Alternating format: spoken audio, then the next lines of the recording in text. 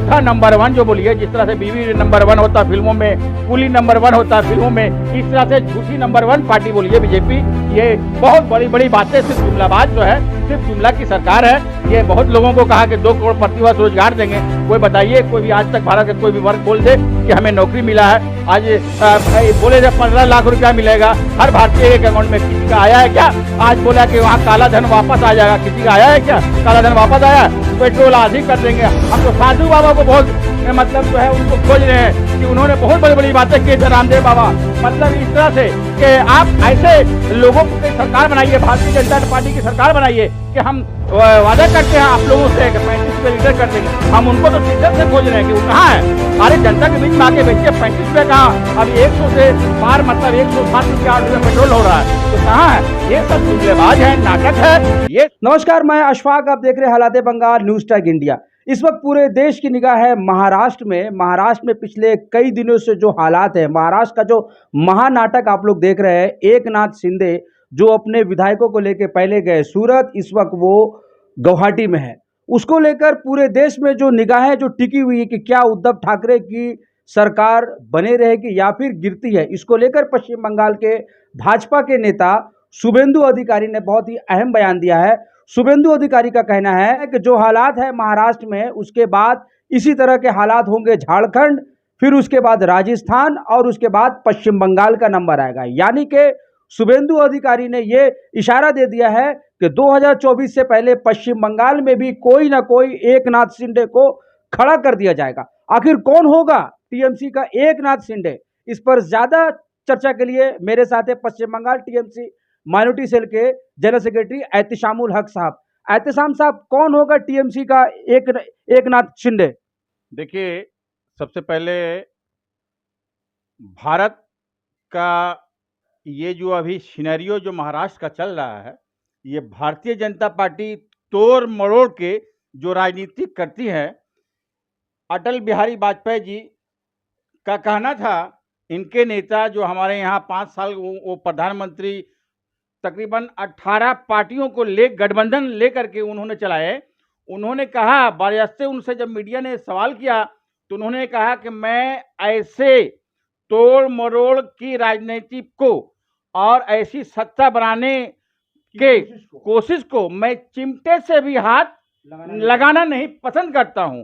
तो ये उनसे प्रेरणा लेना चाहिए। भारतीय जनता पार्टी जो अभी भारत की जो परिस्थिति है, ये सिर्फ जो है पैसे के बिना पर, ईडी के बिना पर लोगों को खरीद फरोख्त। आज देखिए महाराष्ट्र का पिछले 10 दिन से आज ये नाटक चल रहा है।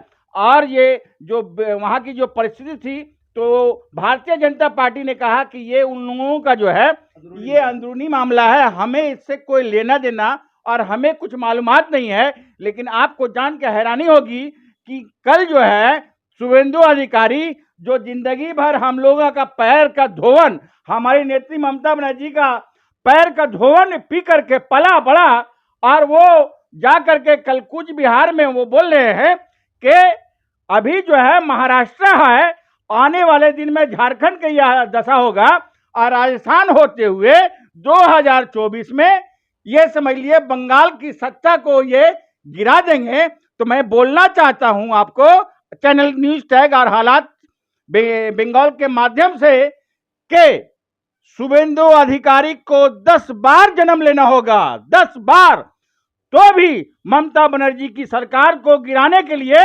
उनको सोचना पड़ेगा, 10 बार पुनः जन्म लेना पड़ेगा।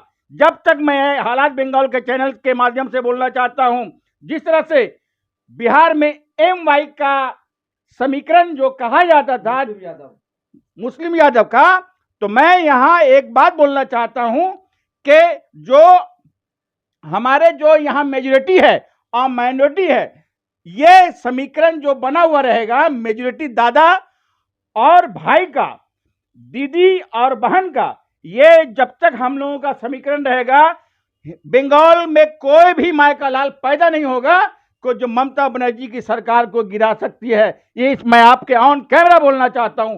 2024 क्या वो किसी कीमत पर जो है शुभेंदु अधिकारी इस मामलात में सक्सेस नहीं होंगे।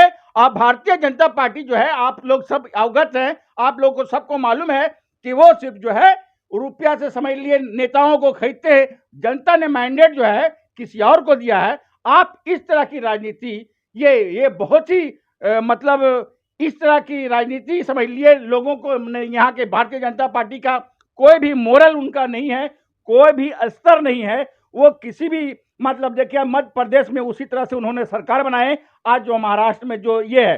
तो मैं शुभेंदु अधिकारी को हालात बंगाल और न्यूज टैग के चैनल के माध्यम से बोलना चाहता हूं, अगर वो हमें सुन रहे होंगे, अगर वो हमें देख रहे होंगे, तो आपको 10 बार भी जन्म लेना पड़ेगा तो भी ममता बनर्जी की सरकार, यहाँ ममता बनर्जी जो है यहाँ यूनाइटेडली सभी लोगों को लेकर चलने वाली है। तो यहाँ इन्होंने बहुत बड़ी बड़ी बातें 2021 से पहले कहे थे कि आपकी पार 200 के पार, लेकिन जनता जो है ना उसको नकार दिया और उसको यहाँ से ऊपर कर दिया, समझ ले गंगा पार कर दिया।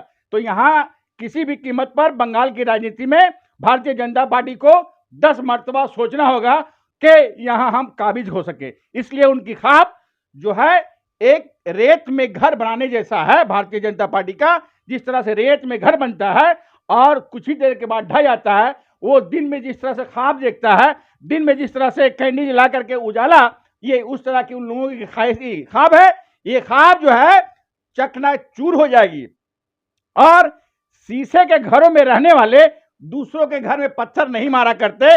उनको खुद सोचना चाहिए कि मैं शीशे के घर में हूं, दूसरे के घर में पत्थर मारा नहीं करते। तो मैं उनको बोलना चाहता हूं, ममता बनर्जी एक ऐसी नेत्री है जो हिंदुस्तान में समझ लिए आने वाले दिनों में 2024 में मैं बोलना चाहता हूं कि उनके नेतृत्व में ये एक ऐसा गठन होगा कि समझ लिए आने वाले दिन में हो सकता है कि हमारी नेत्री जो है प्रधानमंत्री के रूप में हम लोग तमाम टीएमसी कार्यकर्ता जो है इस बार जो 2024 में 42 में हम समझते हैं कि हमको कम से कम 36 से ऊपर सीट मिलने जाएगा और हमारी नेत्री ममता बनर्जी 2024 में जवाब जो है मोदी जी को देंगे। एक सवाल मेरा ये भी है कि अभी आपने कहा कि शुभेंदु अधिकारी का ये बयान कि पश्चिम बंगाल में हुकूमत को गिराने, मतलब कि उनका जो कहना था कि जो हालात महाराष्ट्र में, बंगाल में भी हालात पैदा होंगे। मेरा यह सवाल है कि 21 से पहले भी यही हालात थे। आपकी पार्टी में एक भगदड़ सा मचा हुआ था, कई बड़े नेता, कई सांसद, कई विधायक, कई बड़े नेता भाजपा में चले गए। ये बात और है कि वो फिर से वापस टीएमसी में आ रहे हैं या आ चुके हैं। क्या लगता है अगर इस बार ऐसा होता है तो टीएमसी या ममता बनर्जी किस तरह से अपने घर को संभालेंगी? देखिए अशफाक भाई, ममता बनर्जी बिल्कुल मुतमईन है। ममता बनर्जी एक ऐसा नाम है जो पूरे यहाँ के आवाम पर है, उनको भरोसा है। और यहाँ के जो भी नेता हैं ये ममता बनर्जी के नाम पे जीतती है। ये किसी का इंडिविजुअल मतलब कोई ऐसा रोल नहीं है। ममता बनर्जी का अगर जब तक पहचान ममता बनर्जी टीएमसी से है तब तक उसकी पहचान नहीं है। आज देखिए जो लोग गए थे तो ये लोग कुर्सी के लालच, ये लोग जो है हमारी नेत्री ममता बनर्जी से प्यार करने वाले नहीं थे। ये लोग को खबर हुआ था कि हो सकता है कि बीजेपी की सरकार आ जाएगी, तो इसलिए इन लोगों को सिर्फ कुर्सी का लालच था, तो ये लोग दल बदलू हुए। आज देखिए जनता सर्वोपरि है, जनता जनार्दन है। मैं जनता, बंगाल की जनता, जो यहाँ की जनता को मैं 2 हाथ से मैं उनको सैल्यूट करता हूँ, जिन्होंने मैंडेट जो है मैंने दीदी को, इसलिए कि दीदी जो क्या नहीं योजनाएं, इतनी योजनाएं की हैं तो आप सोच नहीं सकते हैं कि द्वारे सरकार, लक्की भंडार, आपको मैं इतनी उपलब्धियां हैं दीदी का मैं बता नहीं सकता हूं। तो जनता को क्या चाहिए? जनता को सही से समझ लिए कि जो सत्ता में जो बैठे हुए शासक है उस जनता के लिए हर काम करना चाहिए। हमारी नेत्री ममता बनर्जी पूरी तरह से खड़ी है। और जो आपने सवाल किया कि फिर 2024 में क्या होगा, तो दूसरी बार जो है अगर कोई इस तरह का हरकत करेगा तो हम समझते हैं कि उसको फिर हमारी नेत्री ममता बनर्जी कभी उसको वापस भी नहीं लेगी। इसलिए ऐसे अगर दोबारा इस तरह का काम करते हैं तो उसका मतलब समझ लिए कि पॉलिटिकल करियर खत्म हो जाएगा। इस बार जो है उनको थोड़ा बहुत मौका दिया गया है। बहुत सारे लोग जो गए थे कि हमको क्षमा कर दीजिए, हमसे गलती हुआ, इसलिए वो अपनी गलती पर पश्चाताप कर रहे हैं। जो लोग भी गए थे तो आज समझ लिए कि दीदी पर यहाँ पर हर कम्युनिटी के लोग यहाँ पर समझ लिए बिलीव करते हैं, विश्वास रखते हैं। और दीदी देखिए, दीदी एक ऐसी नेत्री है, वो गरीबों का मसीहा समझ लिए कि हर तरफ तबके के लोगों को यहाँ पे लेके चल रही है। और हमने एक बात और कहा आपके चैनल के माध्यम से कि यहाँ जब तक दादा और भाई का समीकरण रहेगा, मेजोरिटी या माइनॉरिटी का समीकरण रहेगा, यहाँ सत्ता का कोई भी परिवर्तन नहीं होगा। माइनॉरिटी या मेजोरिटी का रहेगा जब तक समर्थन, तो सत्ता जिसके हाथ पर रख देगा तो सत्ता उसी का हो जाएगा। आज माइनॉरिटी के तमाम हम वर्ग के लोगों से मैं रियासत मगरबी बंगाल के तमाम माइनॉरिटी के लोगों को मैं सैल्यूट करता हूं कि आपने सत्ता, आप अपने अपने दो हाथों से आशीर्वाद जो हमारी नेत्री ममता बनर्जी के ऊपर आपने बिलीव किया, आप ट्रस्ट किया है, हमारी नेत्री भी उसी तरह से हम तमाम माइनॉरिटी को बंगाल के लोगों से हम समझते हैं कि पूरी भी तौर पर वो कामयाब होंगे। और आपकी जो भी जरूरत है, मैं भी एक बहैसियत माइनॉरिटी टीएमसी का लीडर स्टेट का हूं, तो मैं भी आपके चैनल के माध्यम से तमाम व्यूवर्स को बोलना चाहता हूं कि हमारी नेत्री अपने जो भी आपके जरूरत है उस पर हमारी नेत्री खड़ी उतरेंगी। जो लोग भी बीजेपी में गए थे, चाहे वो अर्जुन सिंह हो, जयप्रकाश मजूमदार हो, राजीव बनर्जी हो, सब लोग धीरे धीरे आ रहे हैं, पार्टी ने वेलकम किया। क्या शुभेंदु अधिकारी अगर टीएमसी में आना चाहे तो क्या होगा?